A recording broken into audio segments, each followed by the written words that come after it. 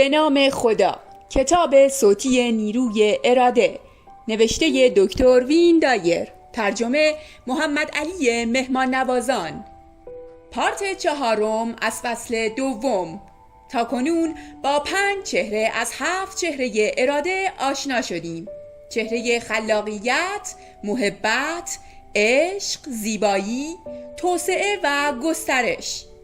6مین چهره اراده بیان چیزی است که هیچ وقت محدودیت و پایانی ندارد، همیشه همه جا هست و به شکلی لاینقطع فراوانی دارد.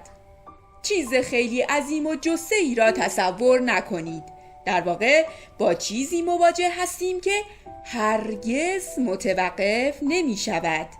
این محبت شگفت‌انگیز و وفور فراوانی همان چیزی است که موجب خلق شما گردید. پس شما هم آن را در زندگیتان با دیگران تقسیم کنید.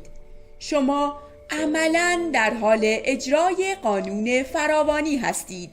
این مواهب به طور رایگان و به شکل کامل به شما عطا شده، مثل هوا، خورشید، آب و فضایی که با فراوانی بی حد و حصری در اختیار شما قرار گرفته. قدیمی ترین خاطرات خود را که به یاد بیاورید، احتمالاً به خاطر می آورید که به شما آموختند همیشه محدودیت ها را در نظر بگیرید. دارایی های من اینها هستند، دارایی های تو آنها هستند. بنابراین ما نرده هایی می سازیم که حد و حدود ما را مشخص کند. اما کاوشگران باستانی ما را به شناختی از دنیا رساندند که آن را به طور بالقوه لاینتناهی و بیکران بدانیم. حتی اخترشناسان کهن باور ما را در مورد اینکه سقف گنبدی شکل بسیار عظیمی دنیا را میپوشاند رد کردند. حالا ما از کهکشان‌هایی خبر داریم که دسته‌بندی و اندازه‌گیریشان بر حسب فاصله است که نور در طول 1 سال میپیماید. حالا زمانی رسیده که کتاب‌های علمی 2 سال پیش کهنه شدند. رکوردهای قهرمانی که ظاهراً حد و حدود مهارت‌ها و قابلیت‌های جسمانی ما را نشان می‌داد، به ترتیب عجیبی یکی پس از دیگری جابجا می‌شوند. مفهوم همه اینها در این است که در بالقوه ما به عنوان انسان، به عنوان موجودات جمعی و به عنوان شخص هیچ محدودیتی وجود ندارد و این کاملا حقیقت دارد، چرا که ما از فراوانی بی حد و حصر اراده سرچشمه میگیریم. اگر چهره نیروی اراده فراوانی بی حد و حصر باشد، آنگاه به این نکته پی میبریم که پتانسیل ما برای تحقق بخشیدن و جذب هر چیزی در زندگیمان به یک اندازه است. چهره فراوانی به طور قطع هیچ محدودیتی ندارد. وسعت منابعی را در نظر آورید که همه چیز از آنها خلق گشته. سپس منبعی را تجسم کنید که بر فراز همه آنها قرار دارد. این منبع ذهن شماست و ذهن مشترک نوع بشر است. ذهن شما کجا آغاز و پایان میگیرد؟ محدودیت‌هایش چه چیزهایی هستند؟ اصلاً کجا قرار گرفته است؟ از همه مهمتر کجا قرار ندارد؟ آیا با شما زاده شده یا پیش از آبستنی شما هم وجود داشته است؟ آیا با شما خواهد مرد؟ چه رنگی دارد؟ چه شکلی است؟ پاسخ همه اینها در فراوانی بی حد و حصر نهفته است. شما از همین فراوانی بی حد و حصر خلق شدید. نیروی اراده همه جا هست. همین نیروست که به هر چیزی اجازه می‌دهد نمود پیدا کند، رشد کند و به طور بی‌نهایتی نیازها را برآورده سازد. بدانید که شما با این نیروی حیات پیوند خورده اید و در آن با همه سهیم هستید و با هر آنکه پی میبرید ارتباطش را با آن از دست داده است. در به روی چهره فراوانی بی حد و حصر بگشایید و آنگاه در به وجود آوردن آن زندگی که میپسندید سهیم خواهید بود. به نظر میرسد قالب دفعات درست است اگر بگوییم شاعران میتوانند با چند جمله کوتاه آنچه که درکش برای ما خیلی پیچیده به نظر میرسد به راحتی بازگو کنند. در ادامه گفته های والت ویتمن را میخوانید که بخشی از شعر آوازی برای خود است. وقتی این خطوط را میخوانید چهره فراوانی بی حد و حصر را به جای کلمه خدا بگذارید تا در حال و هوای اینکه نیروی اراده چه طعمی دارد قرار بگیرید. در هر چیز چهره فراوانی بی حد و حصر را میبینم و میشنوم، اما باز هم هیچ نمیدانم که چیست. در هر ساعت از شبانه روز چیزی از چهره فراوانی بی حد و حصر میبینم و در هر لحظه نیز در رخسار مرد و زن چهره فراوانی بی حد و حصر را میبینم و نیز در چهره خود آنگاه که بر آینه مینگرم. میان جاده نشانه هایی از چهره فراوانی بی حد و حصر میابم، دست نوشته هایی که خودش آنها را ممحور کرده. همان جایشان میگذارم که بود، چون میدانم به هر کجا که پا نهم نشانه هایی دیگر خواهم یافت، در هر لحظه بی سکون و بی ابد. لازم نیست از قدرت ادراک اندیشمندانه‌ای برخوردار باشید، اینکه به درک درونی برسید و با شناخت چهره فراوانی بی حد و حصر زندگی را ادامه دهید کفایت می کند. و اما هفتمین چهره پذیرندگی. هفتمین چهره را این گونه تصور کردم: چهره پذیرندگی اراده. این چهره به سادگی پذیرای همه هست. چهره پذیرندگی اراده دست رد بر سینه هیچ کس و هیچ چیز نخواهد زد. بی هیچ نقد و نکوهشی از هر کس و هر موجود زنده‌ای استقبال خواهد کرد. هرگز اینطور نخواهد بود که نیروی اراده را به برخی عطا کرده و از برخی دریغ نماید.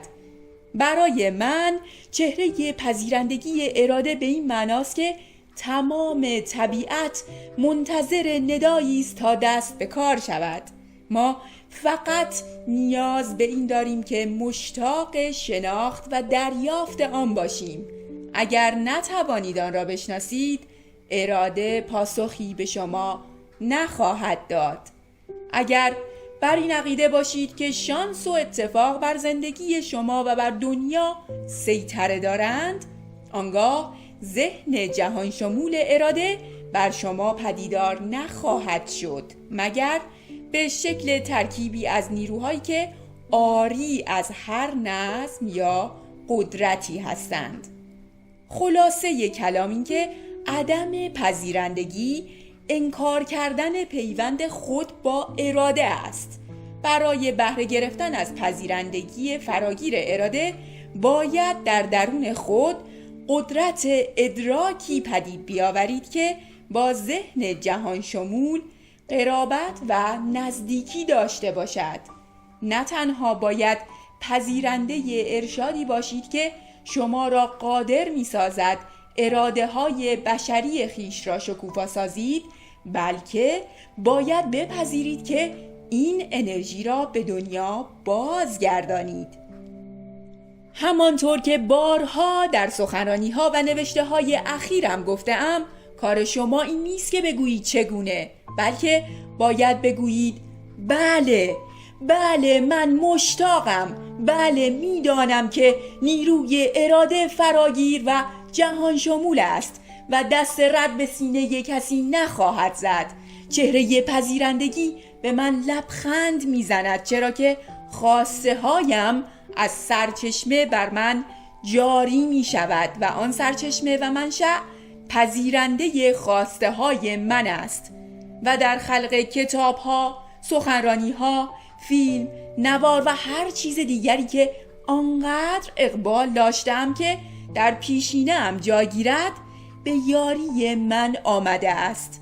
به واسطه پذیرنده بودن من با نیروی اراده و قدرت خلاقه جهان شمولی همگام هستم که به شیوه های متفاوتی عمل می کند. آدم های مناسبی را می بینید که به شکل معماگونه‌ای در زندگیتان ظهور می کنند. جسمتان شفا پیدا می کند و اگر بخواهید حتی می بینید که تبدیل به یک رقاص، کارتباز یا ورزشکار بهتری شده اید. میدان اراده به هر چیزی این امکان را می دهد که شکل پیدا کند و سویی نامحدود در تمام چیزهایی که حتی قبلا پدید آمدند نمود می‌یابد. در این فصل شما در مورد مفهومی که من از 7 چهره اراده در نظر داشتم چیزهایی خواندید. این 7 چهره عبارتند از خلاقیت، محبت، عشق، زیبایی، توسعه بیوقفه، فراوانی بیپایان و پذیرندگی جامع. و این گونه است که می توانید با این میدان جادویی ارتباط پیدا کنید. برای اینکه بتوانید مفاهیم اساسی این فصل را به اجرا درآورید 5 پیشنهاد دارم. 1. نیروی اراده را در ذهن خود مجسم کنید. تجسمتان را در مورد میدان انرژی که همان میدان اراده است در ذهن پرورش دهید. پذیرنده مفهومی باشید که از این میدان انرژی در ذهنتان می آید. اگرچه می دانید که نادیدنی است، چشمانتان را ببندید و ببینید چه تصاویری دریافت می کنید. 7 واژه‌ای را که بازگو کننده 7 چهره اراده است تکرار کنید. خلاق، با محبت، سرشار از عشق، زیبایی، توسعه پذیر، فراوان و پذیرنده. این 7 واژه را به یاد بسپارید و برای هماهنگ شدن با نیروی اراده در مواقعی که آن را در ذهن تجسم می کنید از آنها بهره بگیرید. به خودتان یادآوری کنید که وقتی با 7 چهره اراده احساس یا رفتار نامنسجمی داشته باشید ارتباطتان با نیروی اراده قطع شده است. اجازه دهید این 7 کلمه زینت بخش تصور شما از نیروی اراده باشد و وقتی دوباره ارتباطتان را به دست می آورید به تغییری که در دیدگاه شما حاصل شده توجه نمایید. 2. انعکاس دهنده باشید.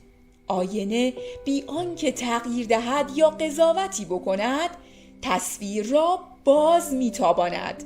سعی کنید مثل آینه باشید و هر آنچه را که در زندگیتان میآید بدون قضاوت یا اعمال نظر انعکاس دهید.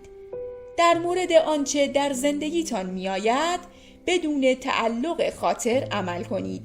یعنی ماندن، رفتن یا پدیدار شدن چیزی را از روی میل و هوس نخواهید. دست از قضاوت در مورد خودتان یا دیگران که چقدر چاق، دراز، زشت یا هر چیز دیگری هستند بردارید.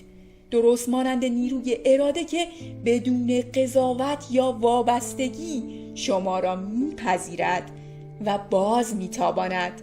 سعی کنید با هر چه که در زندگیتان پدیدار می شود این گونه عمل نمایید. مثل آینه باشید. 3. چشم به راه زیبایی باشید. این پیشنهاد انتظار برای محبت و عشق همراه با زیبایی در زندگیتان است. به این گونه که عمیقاً به خودتان و پیرامونتان عشق بورزید و به تمامی وجوه زندگی احترام بگذارید. همواره هر کجا که هستید چیز زیبایی برای تجربه کردن وجود دارد. همین الان به دور و برتان نگاه بیاندازید و در تمرکزتان زیبایی را بگنجانید. این شیوه با حالتی که از روی عادت گوش به زنگ رنجش، عصبانیت یا ناراحتی بودن است کاملا متفاوت است. چشم به راه زیبایی بودن کمکتان می کند که نیروی اراده را در زندگی خود مشاهده نمایید. 4. به تحسین و سپاس بیاندیشید. انرژی که آن را با همه موجودات حال و آینده سهیم هستید پاس بدارید، حتی با آنهایی که پیش از شما میزیستند. جوشش آن نیروی حیاتی که به شما اجازه میدهد فکر کنید، بخوابید، به اطراف حرکت کنید، درک کنید و حتی تفکر نمایید را احساس کنید. نیروی اراده به قدردانی شما از آن پاسخ می‌دهد. نیروی حیاتی که در جسم شما است کلید رسیدن به خواسته هایتان است. وقتی نیروی حیات را نمایانگر نیروی اراده می‌دانید، موجی از قاطعیت و ادراک در وجود شما سرازیر می شود. عقل و تدبیر، تأمل و تعمق بر سپاس و تحسین را بی جواب نمی گذارد. پس دستورات را می پذیرد و آنگاه هر قدمی را که باید به جلو بردارد بر می دارد. 5. تردید را از خود دور کنید. وقتی تردید از میان می رود، فراوانی پدیدار می گردد و همه چیز میسر می شود. همه ما تمایل داریم برای خلق دنیای مورد علاقه من از اندیشه های خودمان بهره بگیریم. اگر در توانایی خود برای ساختن زندگی که در نظر دارید شک کنید، آنگاه نیروی اراده را انکار کرده اید. حتی وقتی به نظر می رسد چیزی وجود ندارد که نشان بدهد شما دارید به خواسته هایتان جامه عمل می پوشانید، باز هم دچار تردید نشوید. به یاد داشته باشید دستگیره تراموای اراده منتظر شماست تا به بالا شناور شوید و رو به جلو پیش بروید. شکسپیر می گوید تردیدهایمان خیانتکارند، ما را از سعی و تلاش می ترسانند و موجب از دست دادن منافعی می گردند که گاهی ممکن است به دست بیاریمشان. و رامانا ماهارشی می گوید تردیدها سر بر می آورند چرا که حس رهایی وجود ندارد. ممکن است در مورد چیزهایی که دیگران به شما می گویند یا آنچه خودتان تجربه می کنید دچار شک و تردید شوید، اما زمانی که بر شما آشکار شد نیروی جهان شمول اراده شما را شکل داده و به اینجا آورده، آنگاه تردید را کنار بگذارید. در مورد اینکه خلقت شما از میدان انرژی بوده که همواره در دسترستان است شک نکنید. برای مستحکم‌تر کردن حلقه اتصال میان شما و میدان انرژی مسحور کننده‌ای که آن را اراده می‌نامیم، فصل بعد شیوه هایی را مطرح می‌کنم که ممکن است در نظر شما روش‌هایی نامتعارف و غیر عادی جلوه کنند.